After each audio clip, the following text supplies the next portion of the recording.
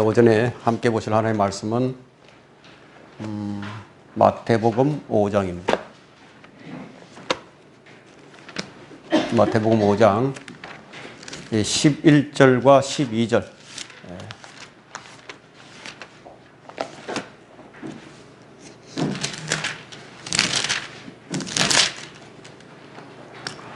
제가 먼저 받들어 읽겠습니다.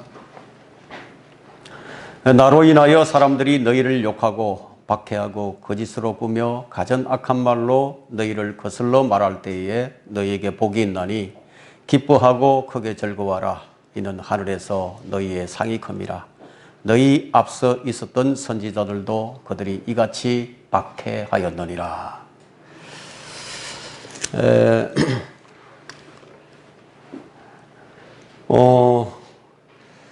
주님께서는 이 산상설교를 8가지의 이 복으로 시작을 하신 다음에 마치 추신을 붙이듯이 또 이 복에 관한 말씀을 하셨습니다. 이것은 사람들에게 무엇이 가장 필요한 것인가를 보여줍니다. 그런데 이 복에 관한 말씀이 좀 충격적인 것은 율법의 가르침과는 전혀 다른 인간의 한계를 뛰어넘는 혁명적인 것이기 때문입니다. 자, 이 복이 소유와 건강에 있는 줄로만 알았던 이 유대인들에게는 영이 가난한 자는 복이 있나니, 이것으로 시작되는 복에 관한 내용들이 충격적인 내용이 아닐 수가 없었죠. 자, 영에 관한 것, 또 애통에 관한 것, 또 온유에 관한 것, 의에 관한 것, 이 자비에 관한 것, 순결에 관한 것, 화평에 관한 것, 이 박해에 관한 것이었는데, 자, 이어지는 그 다음 구절이 이 놀라운 것은 이것이 주님 자신과 연결되기 때문이에요. 11절에 보시면 나로 인하여 사람들이 너희를 욕하고 박해하고 거짓을 꾸며 가전 악한 말로 너희를 거슬러 말할 때에 너희에게 복이 있나니. 자, 이 말씀은 성도들이 이 고난을 당할 때에 어떤 반응을 보여야 하는가를 보여줍니다. 이 사람들이 하나님의 말씀을 잘 모르는 것도 이제 문제이지만, 알고도 실천하지 못하는 것은 더 큰 문제가 아닐 수가 없습니다. 그래서 그런지 이제 그리스도로 인해서 고난의 간증을 듣기란 참 쉽지가 않습니다. 간증은 많이 하는데 그리스도로 인하여 당하는 고난, 그런 간증은 참 듣기가 힘듭니다. 대부분의 간증들이 주님이 말씀하신 나로 인하여 사람들이 너희를 욕하고 박해하고가 아니라 유대인들이 생각했던 복과 별반 다를 바가 없습니다. 부와 건강에 관한 것, 소유에 관한 그런 간증들 뿐이죠. 뭔가 잘 되어야만이 주의 영광을 드러내는 줄로만 압니다. 근데 그러다 보니까 하늘의 복이 아니라 땅의 복을 받아야 아주 잘 믿는 것으로 이제 생각하게 되어버린 거예요. 이것이 뿌리 깊게 고착화된 그런 기복신앙이에요. 기복신앙. 복에 관한 잘못된 개념을 지우지를 못합니다. 이런 기복적인 신앙을 버리지 않는다면 아무리 오랫동안 주님을 섬긴다고 해도 올바른 가치관으로 바뀌지 않게 될 것입니다. 스단계 3년이면 풍어를 엎는다고 했는데, 교회 활동에 적극적으로 참여하는 것만으로도 어느 정도는 그 인성에 이 영향을 줄 수가 있습니다.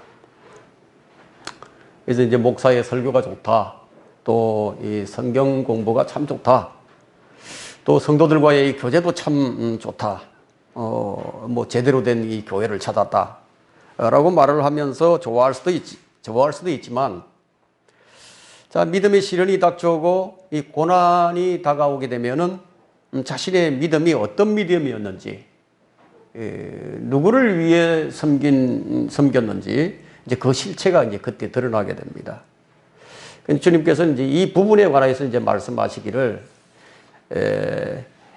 마태복음 13장 20절과 21절 말씀인데, 돌밭에 씨가 뿌려졌다는 것은 그 말씀을 듣고 즉시 기쁨으로 그 말씀을 받으나 그 사람 안에 뿌리가 없으므로 잠시 견디다가 말씀으로 인하여 환난이나 박해가 닥쳐오면 말씀으로 인하여 환난이나 박해가 닥쳐오면 즉시 실족하는 사람들이요.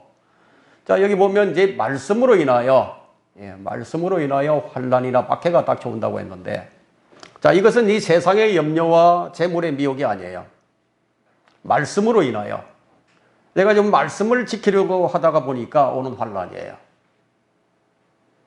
그러니까 성경적 원칙을 지키려고 하다 보면 박해를 받게 돼 있는 거예요. 욕을 먹기도 하고, 모함을 당하기도 할 수 있고, 모함을 당하고 또 이 저주도 받을 수 있어요. 왜냐하면 디모데후서 3장 12절에는 실로 그리스도 예수 안에서 경건하게 살고자 하는 모든 사람은 박해를 받을 것이라고 말씀하셨기 때문에, 자, 이 말씀대로 이제 박해를 받게 되는 겁니다. 자, 이런 사람이 복 있는 사람이라는 거예요. 자, 우리는 지금 계속 이런 박해를 받고 있죠. 무엇 때문에 이런 박해를 받죠? 진리를 지키려고 하다 보니까. 그러나 나로 인하여 주님을 욕보이는 사람이 되어서는 안 될 것입니다. 나로 인해서, 주님으로 인해서 우리가 욕을 먹어야 되는데, 나로 인해서 욕을 먹게 된다면 그것은 주님을 욕보이는 일이에요. 그래서 10절에 보면 의로 인하여 박해를 받는 자들이 복이 있나니, 이 말씀이 11절에서 구체적인 설명이 덧붙여지게 됩니다.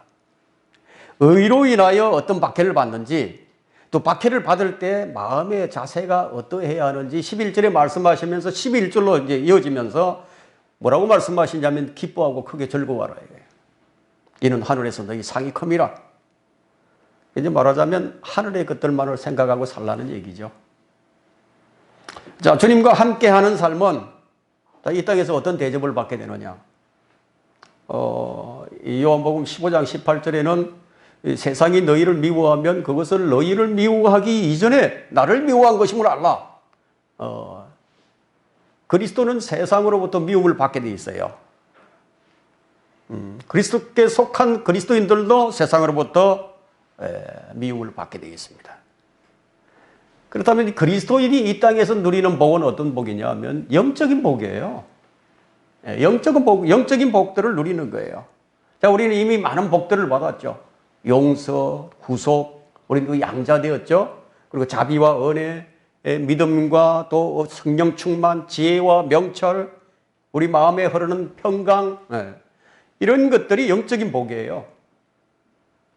그 세상에서의 성공과 출세, 부자, 이런 것과는 아무런 상관이 없는 것입니다. 자, 구약의 백성들은 물질의 복을 얻어야 했고, 건강해야 했고, 장수해야 했습니다. 그런 것이 바로 이제 복이었죠, 그들에게는.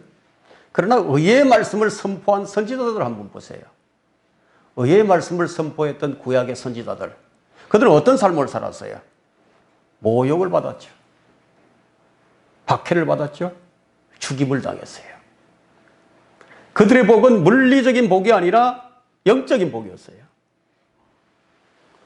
재림하시는 주님께서 이 땅에 그분의 왕국을 세우시기까지는 경건하게 살고자 하는 그 어떤 사람도 그분의 의로 인하여 이 땅에서 복은 기대하지 않는 것이 좋습니다. 그렇다고 거지처럼 살라는 것은 아니에요. 왜냐하면 하나님께서는 성도들의 모든 필요를 공급해 주시기 때문에.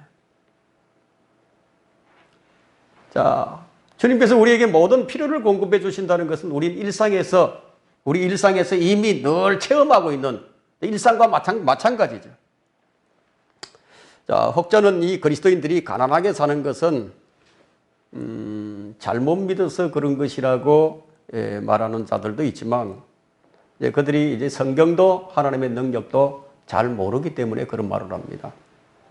초대교회에서부터 대환란 때까지 이 성도들이 어떤 박해를 받게 되는가? 주님으로 인하여 박해를 받게 됩니다. 누가복음 21장에서 이제 주님은 전쟁과 또 지진과 기근과 역병과 또 큰 표적들이 이제 하늘로부터 있을 것이라는 것을 말씀하시면서 누가복음 21장 12절에 그러나 이 모든 일이 있기 전에 내 이름으로 인하여 그들이 너희에게 손을 대어 박해하리니 회당과 감옥에 넘겨주며 왕들과 집권자들 앞에 끌고 가리라. 여기서 내 이름으로 인하여. 박해는 유대 사회에 한정된 그런 특수 상황이 아닙니다. 자, 우리는 이 폭스의 선교사나 또 교회사를 통해 주님을 참 신하게 믿었던 성도들이 받았던 그 환난이 얼마나 잔혹했는가를 우리는 알고 있습니다.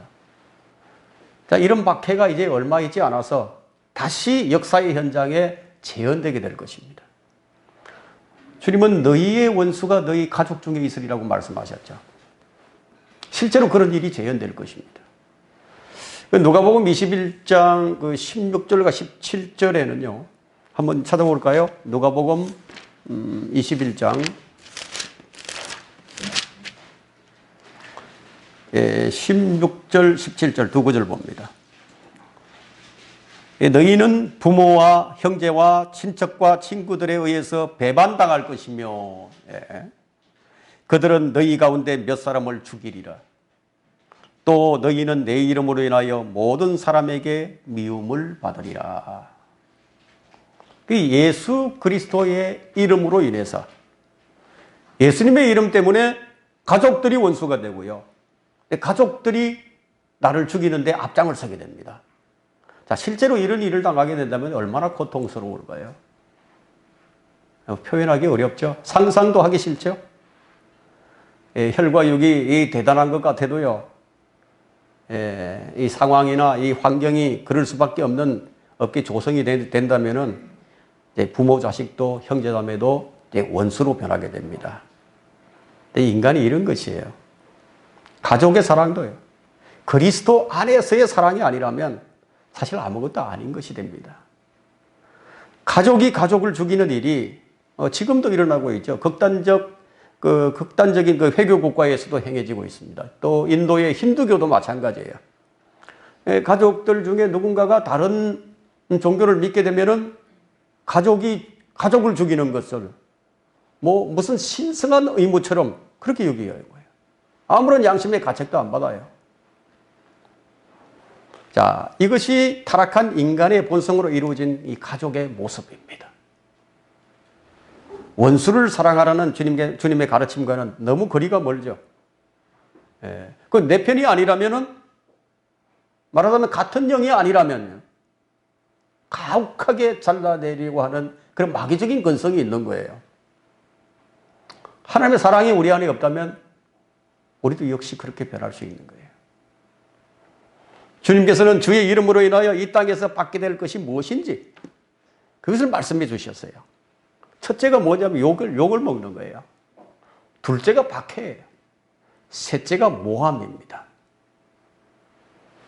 이런 박해는 교회 다니는 교인들이 받는 것이 아니고 제자로서 주님을 따르게 될 때 받게 됩니다. 이것이 싫어서 성도들은 적당하게 주님 믿으면서 제자가 되는 것을 거부해 버리죠. 성경은 너희의 잘못으로 고난을 받지 말라고 말씀하셨어요.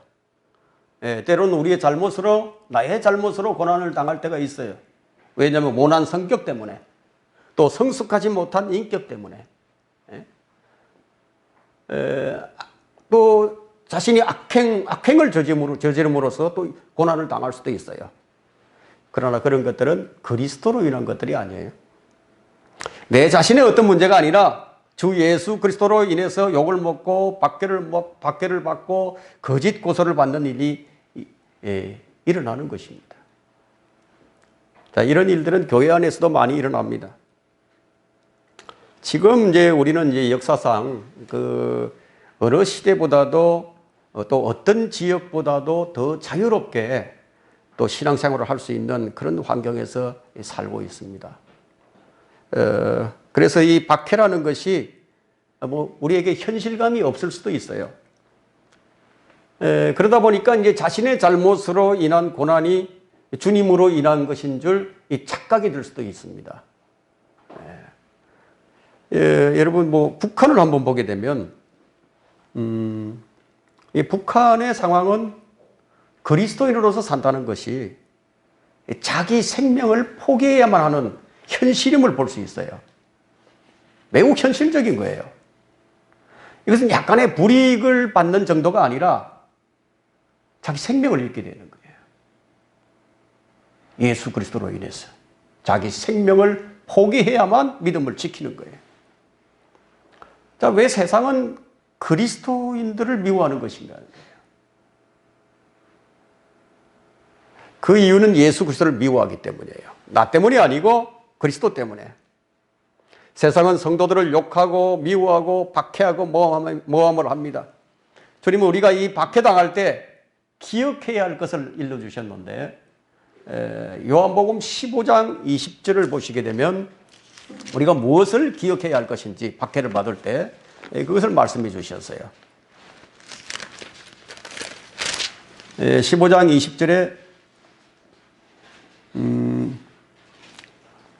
종이 자기 주인보다 더 위대하지 못하다고 너희에게 일렀던 나의 말을 기억하라. 나의 말을 기억하라고 했죠. 만일 사람들이 나를 박해하였다면 너희도 박해하리라.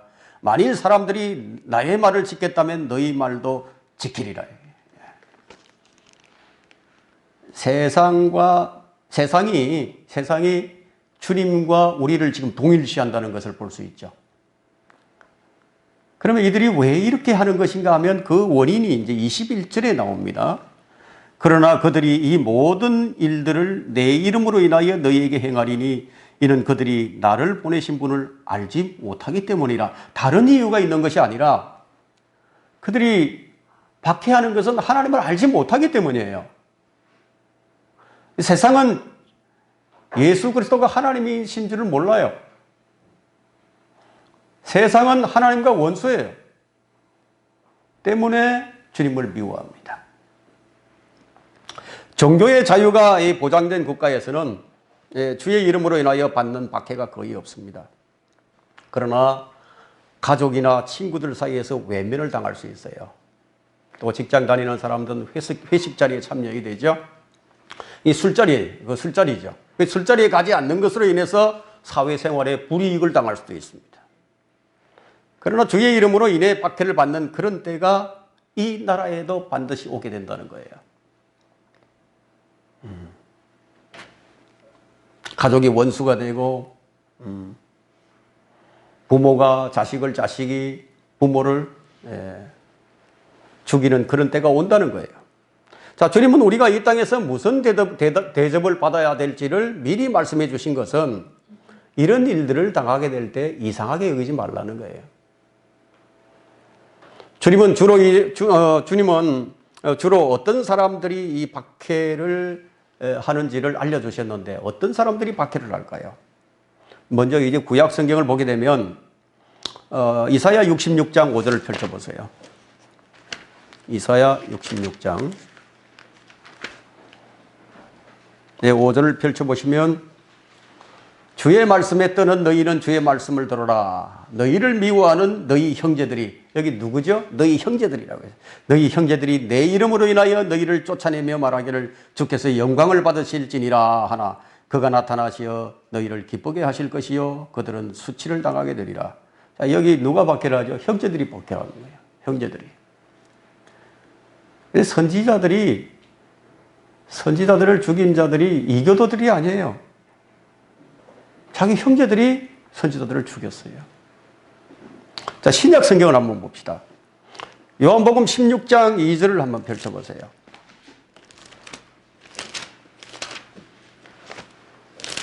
요한복음 16장 2절.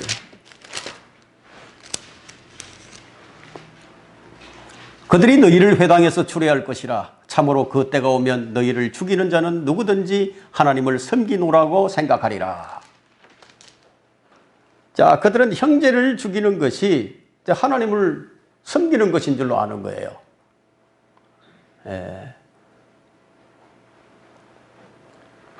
바울이 되기 전 사울이 그랬죠. 스테판을 죽인 자들도 그랬습니다. 초기 교회 시대에는 로마 카톨릭도 그렇게 했습니다. 이들은 예수님의 동정녀 탄생과 그분의 신성과 삼위일체를 안 믿는 것이 아니에요. 믿고 있어요. 그러면서도 하나님의 이름으로 수많은 사람들을 죽이는 거예요.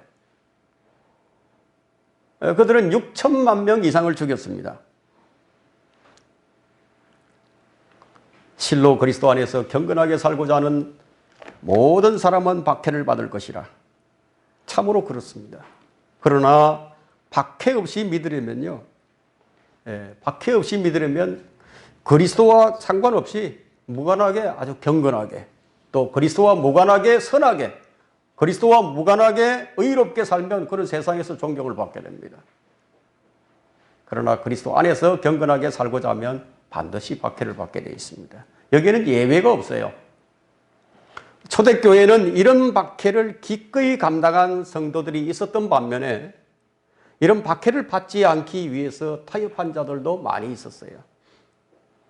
이들이 바로 할례파들입니다. 근데 갈라디아서에 나오죠. 갈라디아서 6장 12절에는 육신의 좋은 모양을 내고자 하는 자들이 억지로 너희를 할례받게 하려는 것은 다만 그들이 그리스도의 십자가 때문에 박해를 받지 않으려는 것뿐이니라. 자, 성령으로 시작해서 육체로 망하고자 하는 자들이 바로 이들입니다. 할례파들이었어요.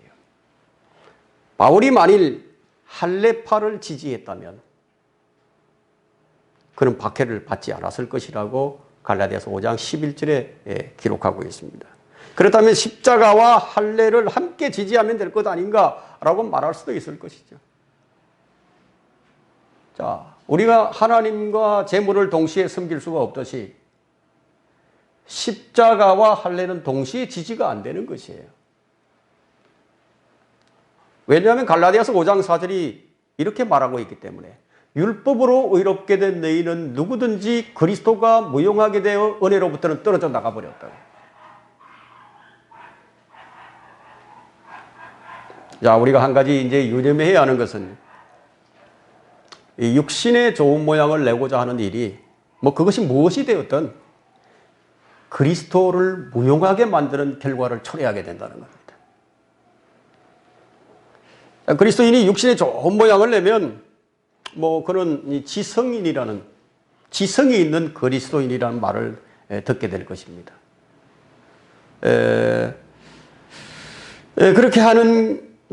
그렇게 해서 이 세상은 교회가 세상의 조류를 따라주기를 바랍니다. 또 그렇게 하는 교회를 진보적 교회라고 축켜 세워줍니다. 세상은 세상과 분리된 교회가 아니라 세상과 함께하는 교회를 요구합니다. 이 요구를 받아들이게 되면 육신의 평안을 위해서 기꺼이 세상의 요구를 받아주게 됩니다. 그 요구를 받아들인 교회는 세상을 변화시켜보자, 세상을 정화시키자 하는 슬로건을 내걸게 되는 겁니다. 이 세상이 무엇을 위해 그런 요구를 하는지도 모른 채 자신의 안녕을 위해서 헌신을 하게 됩니다. 이 세상이 왜 그런 요구를 하겠어요? 세상이 그렇게 하는 목적이 무엇입니까? 이 교회를 변질시키게 하기 위함이에요. 그래서 그리스도인은 이 세상에서 결코 평화로울 수가 없어요. 그리스도인의 고난은 필연적이에요. 이것을 아는 자만이 기꺼이 어디에 참여하게 되느냐 하면 그리스도의 고난에 참여하게 됩니다. 믿음의 여정에 있어서 이 박해는 필수적인 것이에요. 그래서 사도행전 14장 22절에는 제자들의 혼을 강건케 해주고 그들이 믿음 안에 거하도록 권고하며 또 우리가 많은 환난을 거쳐서 하나님의 나라에 들어가야 한다고 말하니라. 많은 환난을 거친다 이게. 많은 환난을. 우리 믿음의 여정은 많은 환난을 거치게 됩니다. 자, 여기 이 구절을 또 쉽게 오해하는 구절인데, 자, 성경에는 이제 천년왕국을 하나님의 나라로 표기한 곳이 드러나옵니다. 고린도전서 6장 9절이나 에베소서 5장 5절이나 갈라디아서 5장 21절에 이 하나님의 나라라고 표기되어 있지만 그것을 의미하는 것은 천년왕국이에요. 그래서 이 구절의 의미는 현재 거듭난 성도들이 영적인 하나님의 나라에서 일을 하게 되면 이 물리적인 천국, 이 천년왕국이 펼쳐질 때 유업을 받게 될 것을 이제 말해줍니다. 박해는 누가 받죠? 박해는 상속자가 받는 고난이에요. 상속자. 로마서 8장 17절에서는 자녀이면 또한 상속자들이니 하나님의 상속자들이요 그리스도와 함께한 공동 상속자들이니 우리가 그와 함께 고난받는 것은 함께 영광도 받게 하려 함이니라. 그런데 우리가 이 고난을 받을 때, 이 고난을 당하고 있을 때 홀로 고난을 당하는 것이 아니라는 거예요. 마치 우리가 홀로 고난을 당하는 것처럼 느껴지지만 이 실상은 주님과 함께 하고 있는 고난이에요. 그래서 그리스도인들에게는 이 고난의 교제가 주어집니다. 고난의 교제. 그 고난의 교제에 기꺼이 참여하게 되면 영광도 함께 받게 됩니다. 이 사실을 믿는다면 자, 고난이 닥쳐올 때 기뻐할 수 있죠. 주님은 지금 하나님의 보좌 오른편에 앉아 계시지만 그러나 영으로는 우리 안에 계세요. 이것이 그리스도의 신비죠. 세상은 그분의 몸의 지체가 된 우리를 박해를 합니다. 만일 우리에게 그리스도의 고난이 있다면 우리의 무엇이 있을까요? 만일 우리에게 그리스도의 고난이 있다면 그리스도의 위로도 함께 있는 거예요. 이런 위로 때문에 자, 앞서간 이 믿음의 이 선진들이 온갖 고난들을 다 견뎌낼 수가 있었습니다. 그래서 고린도후서 1장 5절에는 그리스도의 고난이 우리에게 넘친 것 같이 우리의 위로도 그리스도로 말미암아 넘치기 때문이라. 누구의 고난이라고 했죠? 그리스도의 고난이라고. 그리고 그리스도의 위로라고 말을 합니다. 바울이 이것을 알고자 했던 거예요. 그래서 빌립보서 3장 10절에는 이는 내가 그를 알고 그의 부활의 능력과 그의 고난의 교제를 알아. 그의 고난의 교제를 알아. 그의 죽음의 본을 따르려 함이며 바울은 이 고난의 교제를 알고자 했어요. 자, 우리 역시 알아야 할 것이 바로 이 고난의 교제입니다. 디모데후서 1장 8절에는 그러므로 너는 우리 주의 증거나 그의 죄수된 나를 부끄러워하지 말고 하나님의 능력에 따라 복음을 위하여 고난의 동참자가 되라.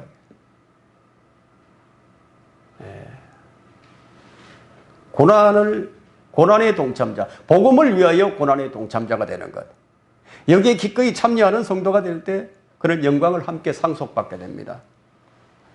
그래서 우리 몸에는 채워야 할 이 고난의 분량이 있는 거예요.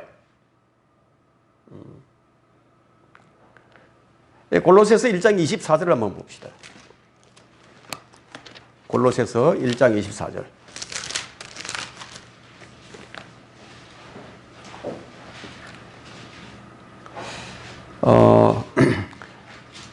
이제 내가 너희를 위하여 받는 나의 고난들을 기뻐하고 또 그리스도가 고통받으신 이후에 있는 것을 그의 몸인 교회를 위하여 내 육신에 채우노라. 바울이 기뻐했던 것이 이제 내가 너희를 위하여 받는 나의 고난들을 기뻐하고,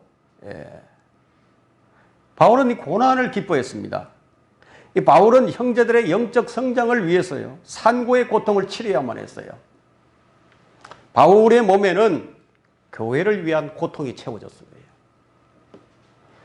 그래서 갈라디아서 4장 19절에 말씀하시기를 나의 어린 자녀들아 너희 안에 그리스도가 형성될 때까지 내가 다시 상고를 치르노라. 바울은 이런 상고를 치렀던 겁니다. 상고의 고통은 가장 큰 고통이죠. 하지만 생명을 낳기 위해서는 피할 수 없는 고통이에요. 근데 여러분에게는 이런 고통이 얼마나 채워져 있습니까? 주님께서 11절에, 오늘 본문 11절에 나로 인하여 사람들이 너희를 욕하고 박해하고 거짓을 꾸며 가증 악한 말로 너희를 거슬러 말할 때에 너희에게 복이 있나니, 이 박해란 것은 아픔과 고통을 동반합니다. 그러나 그것이 도리어 복이 된다는 사실을 알게 되면 금방 그 아픔과 상처는 그리스도의 위로로 말미암아 쉽게 치유가 되지만, 고난이 가져올 복을 모르게 되면요, 마음이 무너지죠. 상처가 깊어집니다. 그래서 그 아픔에서 헤어나지 못하게 됩니다. 마음에는 상처가 계속 쌓여갑니다. 정말 답답하고 미칠 지경이 될 수도 있죠. 왜냐하면 복되다는 생각보다는 오히려 억울하다는 생각이 들기 때문에. 그 12절에, 오늘 본문 12절에는 기뻐하고 크게 즐거워하라. 이는 하늘에서 너희 상이 큽니다. 너희 앞서 있었던 선지자들도 그들이 이같이 박해하였느니라. 박해하였느니라. 우리의 보상은 이 땅이 아니라 하늘에 있는 상이에요. 만약 이 땅에서 어떤 보상을 기대한다면 우리 믿음의 조상들을 한번 보세요. 우리의 믿음의 조상들이 이 땅에서 어떤 복을 받았는지. 그들은 이 땅에서 아무런 보상도 받지 못했어요. 이 모세를 보세요. 이사야를 보세요. 예레미야, 아모스, 하박국, 엘리야, 엘리사, 우리에게 너무나 익숙한 선지자들이지만 이 땅에서 뭘 받았죠? 모욕과 수치와 멸시를 받다가 죽었어요. 이들에 관해서 히브리서 11장 36절이 잘 말해주는데, 히브리서 11장 36절 보도록 하겠습니다. 히브리서 11장 36절부터 몇 절 보겠습니다.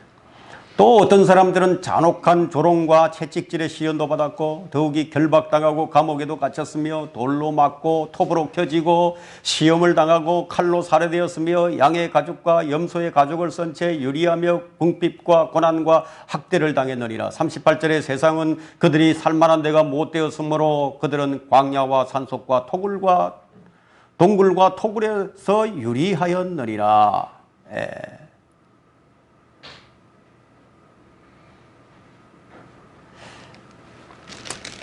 이 사도 요한은 너희 자신을 돌아보라고 했습니다.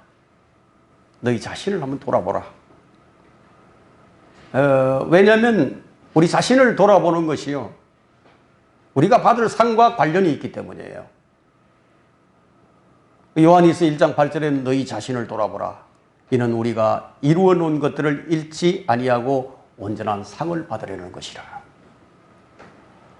자, 우리가 이미 이루어 놓은 것들이 있다고 했는데 무엇을 이루어 놨죠? 이루어 놓은 것들이 무엇이에요? 우리 믿음의 행위죠. 사랑의 수고들이죠. 주 안에서 행했던 일들이에요. 그것이 결코 헛되지 않다고 고린도전서 15장 58절이 말해주죠. 모든 수고에는 보상이 있는 법입니다. 사람이 무엇을 심든지 심은 대로 거두는 법이에요. 고린도후서 5장 10절에는 이런 우리 모두 반드시 그리스도의 심판석 앞에 나아가서 선이든지 악이든지 각자 자기가 행한 것에 따라 자기 몸으로 행한 것들을 받을 것이기 때문이라. 우리의 수고는요, 우리가 이 땅에서 한 수고는 그리스도의 심판석에서 그대로 드러나게 될 것입니다. 자, 우리가 박해를 받을 때 기뻐하고 크게 즐거워해야 할 또 하나의 이유는 무엇이냐? 우리는 주님의 사역에 합당한 자로, 주님의 사역에 합당한 자로 인정을 받기 때문이에요. 박해받을 그때가 우리가 인정받는 것이에요. 사도행전 5장 41절에 사도들은 그분의 이름을 위해 모욕을 받기에 합당한 자로 여겨짐을 기뻐하며 공회 앞을 떠나니라. 합당한 자로 여겨졌어요. 주의 사역에 합당한 자가 누구인가요? 주의 이름을 위해서 수치와 모욕을 받는데 기꺼이 기뻐하는 사람들, 참여하는 자들이에요. 이런 사람들이 주님께 합당한 자들이에요. 그래서 박해에 대한 그리스도의 반응은 어떠해야 하는 거예요? 우리가 박해를 당할 때 우리가 보여야 할 반응, 베드로전서 4장 12절을 보게 되면요. 사랑하는 자들아, 너희를 연단시키려는 불같은 시련에 관하여 너희에게 어떤 이상한 일이 일어나는 것처럼 이상하게 여기지 말고 도리어 너희가 그리스도의 고난에 참여하는 자들이 되는 것이니 즐거워하라. 이는 그의 영광이 나타나실 때 너희도 큰 기쁨으로 즐거워하게 하리 함이니라. 또 베드로전서 4장 16절도요. 그러나 만일 너희가 그리스도인으로서 고난을 당하면 부끄러워하지 말고 오히려 그 일로 인하여 하나님께 영광을 돌리라. 자, 어떻게 이것이 가능하죠? 어떻게 이것이 가능합니까? 우리는 이 가능성을 사도들이 고난을 당할 때 성령으로 더욱더 충만해지는 것을 볼 수 있어요. 그래서 그 가능성이 뭐냐? 성령의 역사 때문이에요. 베드로전서 4장 14절에 너희가 그리스도의 이름을 위하여 욕을 당하면 복이 있느니라. 이는 영광의 영, 곧 하나님의 영께서 너희 위에 안식하고 계시기 때문이라. 그들의 편에서는 그분이 비방을 당하나 너희의 편에서는 영광을 받으시느니라. 자, 성도들이 이 욕을 먹게 될 때요, 그 순간에 하나님께서 영광을 받으시는 거예요. 하나님께서 이 성도들을 시험하시고 대적들에게 욕을 먹도록 허락하시는 것은 이런 일들을 통해서 하나님께서 이 영광을 받으시기 때문에요. 영광을 취하신다 이거예요. 그래서 주님께서 너희를 박해하는 자들을 축복하라. 축복하고 저주하지 말라. 악을 악으로 또는 욕을 욕으로 갚지 말고 도리어 복을 빌라. 이를 위하여 너희가 부르심으로 받은 것을 나누니 이는 너희로 복을 상속받도록 하려 함이리라. 베드로전서 3장 9절이죠. 자, 그리스도인들이 이 욕설을 축복으로 바꾸고 말하는 것은 언제나 최선이에요. 최악의 고통을 겪으면서도요, 아름다운 축복의 말을 쏟아낼 수 있다면 그런 영적 훈련이 아주 잘 돼 있는 사람이에요. 스테판처럼 선으로 악을 이기는 거예요. 그러므로 내가 그리스도를 위하여 약한 것들과 모욕과 궁핍과 박해와 공경을 기뻐하노니 이는 내가 약할 때 곧 강하기 때문이라. 고린도후서 12장 10절 말씀이에요. 이제 모욕과 박해와 공경은요, 근데 강하지 못하면 견뎌낼 수가 없어요. 강해야 됩니다. 강한 마음이 아니라면 쉽게 타협해버리죠. 그 강한 마음은 어디에서 나오는 것인가? 내가 약할 때 나오게 됩니다. 내가 약하면 약할수록 주의 강함이 드러나게 되는 거예요. 그리고 그리스도를 위해서 이 고난을 당할 때 그것을 견뎌내는 강함이 우리 안에서 능력으로 강건케 하시는 주님으로부터 나오는 거예요. 이는 내 능력이 약한 데서 온전하게 됨이니라. 자, 이에 대한 우리의 반응은 어떻게 되느냐? 그러므로 내가 오히려 매우 기쁘게 나의 약한 것들을 자랑하리니 이는 그리스도의 능력이 내게 거하게 하리 함이니라. 고린도후서 12장 9절이에요. 이것이 우리가 보여야 할 반응입니다. 자, 우리의 강함이 나에게서 나오는 것이 아니라 그리스도를 통해서 나오는 거예요. 우리가 그리스도로 인하여 박해를 받을 때 크게 기뻐하고 즐거워할 수 있는 것은 로마서 5장을 한번 펼쳐보세요. 로마서 5장 3절.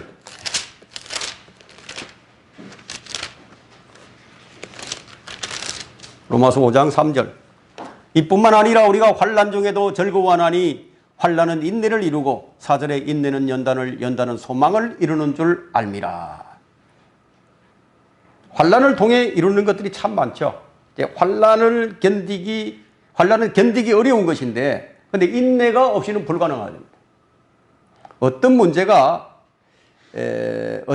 터졌을 때 그 문제를 해결해 주시는 하나님의 손길을 기다릴 줄 모르는 사람이라면요, 아마 절망하게 될 거예요. 그래서 환난은 연단을 요구합니다.